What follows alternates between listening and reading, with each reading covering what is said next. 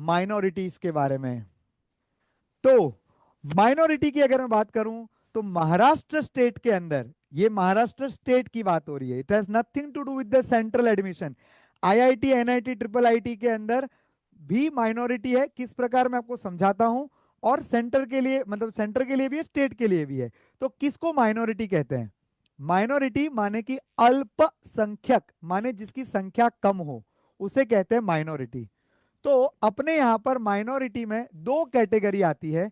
एक को कहते हैं लिंग्विस्टिक माइनॉरिटी, यानी कि भाषा के आधार पर। दूसरी होती है रिलीजियस माइनॉरिटी, यानी कि पंथ या धर्म के आधार पर। तो दो प्रकार की माइनॉरिटी है। लिंग्विस्टिक माने कि भाषा के आधार पर।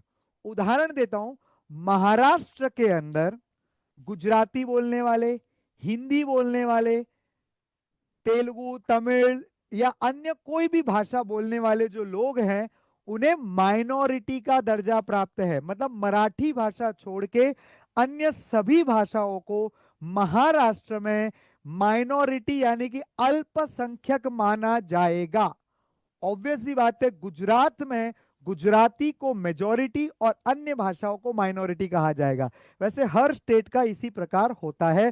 तो महाराष्ट्र की मैं अगर बात करूं, बराबर, अगर मैं महाराष्ट्र की बात करूं, तो महाराष्ट्र के अंदर गुजराती स्पीकिंग कम्युनिटी, गुजराती में कच्छी भी आ गया, ओके, कच्छी गुजराती भी आ गया। दूसरा आपका हो गया हिंदी स्पीकिंग, हिंदी में आप बिहारी, भोजपुरी या अन्य कोई भी डायलेक्ट बोलते हो, मारवाड़ी भी उसके अंदर आ गया। कोई भी डायलेक्ट्स आप बोलते हो जो कि उत्तर भारत से आते हैं, तो उन सभी को हिंदी माइनॉरिटी में गिना जाएगा। तीसरा जो है इसके अंदर आपका सिंधी माइनॉरिटी, बराबर, सिंधी स्पीकिंग लोग। इन तीनों की महाराष्ट्र के अंदर कॉलेजेस हैं। अब आप बंगाली बोलोगे तो बंगाली लिंग्विस्टिक माइनॉरिटी है, लेकिन ऐसी कोई कॉलेज नहीं है जहां पर बंगाली रिजर्वेशन मैंने देखा हो। ठीक है, तो ये हो गया। यदि आप इन भाषा के हैं तो आपको माइनॉरिटी सर्टिफिकेट बनवाना होगा। कैसे, वो मैं बताता हूं, पहले समझ लेते हैं। लिंग्विस्टिक माइनॉरिटी यानी, समझ गया, भाषा के आधार पर, भाषा के आधार पर आपको रिजर्वेशन प्राप्त है। उदाहरण के लिए DJ Sanghvi college, DJ Sanghvi college 50% minority seat for Gujarati speaking people. KJ Somaiya 50% seats for Gujarati speaking. Universal college 50% Gujarati speaking. Alright, KC college 50% Sindhi speaking. Alright, Swami Vivekananda 50% Sindhi speaking. Thakur Vidyalaya 50% Hindi speaking. Alright, Thadomal 50% Sindhi speaking. तो इस तरह से भाषा के आधार पर माइनॉरिटी रिजर्वेशन होते हैं, और यहां पर उनको 50% आरक्षण प्राप्त होता है।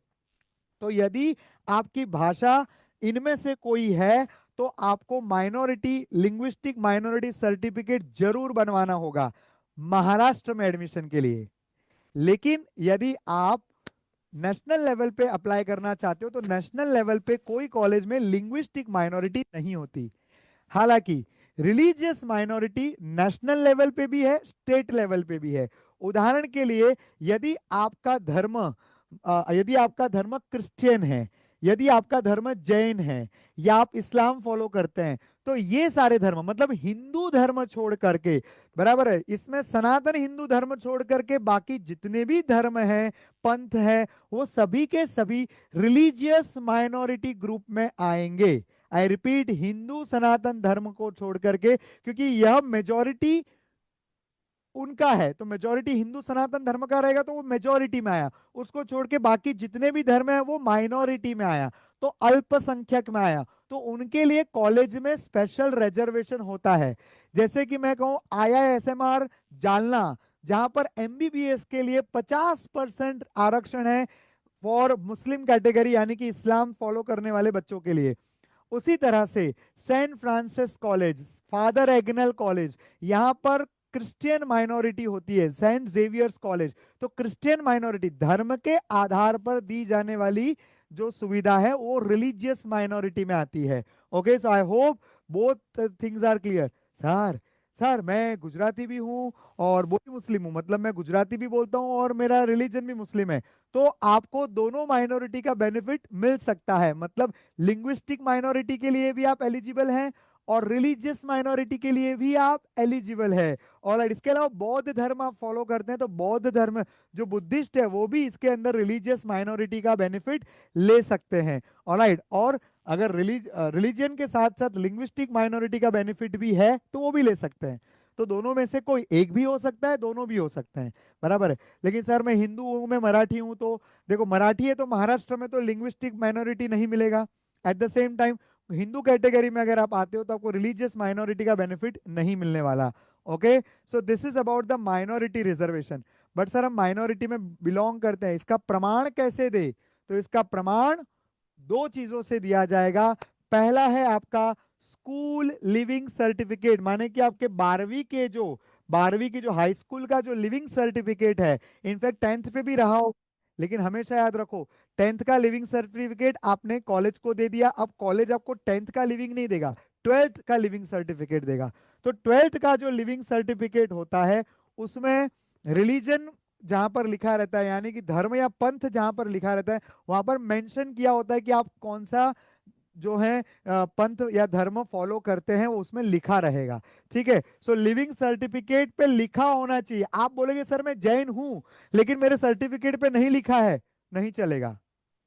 सर्टिफिकेट पे लिखा होना चाहिए, एलसी में लिखा होना चाहिए। और 12वीं के कॉलेज वालों आपको एलसी में धर्म तब भी लिख के देंगे जब आपके 10वीं वाले ने उसमें धर्म लिख के दिया है। जैसे हमारे पास कुछ बच्चे आते हैं, बोलते हैं कि सर हमारा क्रिश्चियन धर्म है लेकिन हमको लिख करके नहीं दिया था 10वीं वालों ने। तो 12वीं वाले कॉलेज वालों को आप बोलो ना वो करके देवे, वो नहीं करके देंगे। आप 10वीं वाले एलसी में पहले चेंज करवा के लाओ, स्कूल से लिखवा के लाओ, तो आपको कॉलेज जो है एलसी में आपका धर्म लिख करके देगा, नहीं तो नहीं देगा। सो लिविंग सर्टिफिकेट पे धर्म लिखा होना चाहिए। और साथ में मैं एंड बोल रहा हूं, और नहीं बोल रहा हूं, ठीक है, और नहीं बोल रहा हूं, एंड कंपलसरी है। आपको एक एफिडेविट बनवाना पड़ता है। ये एफिडेविट का फॉर्मेट आपका इंफॉर्मेशन ब्रोशर में अवेलेबल रहता है, जो आपको एडमिशन के वक्त बनवाना है। अभी इनमें से कुछ भी नहीं बनवाना है। Minority benefits are to be taken at the time of admission, not at the time of form filling. Form filling के वक्त में कुछ भी नहीं चाहिए इसमें से, ना लिंग्विस्टिक माइनॉरिटी चाहिए ना रिलीजियस माइनॉरिटी चाहिए, सर्टिफिकेट नहीं चाहिए, बट आपको पता होना चाहिए। कल को आपको ही नहीं पता रहेगा, अरे मैं तो बुद्धिस्ट हूँ मेरे को मालूम ही नहीं था, तो ऐसा नहीं चलेगा। आपको फॉर्म भरते वक्त पता वो बताना पड़ेगा कि आपका ये लैंग्वेज माइनॉरिटी है या रिलीजियस माइनॉरिटी है या माइनॉरिटी नहीं है। ये प्रश्न आपको फॉर्म भरते वक्त पूछा जाएगा। तो डॉक्यूमेंट तभी नहीं देने, डॉक्यूमेंट आपको एडमिशन के वक्त देने हैं, बट आपको पता होना चाहिए।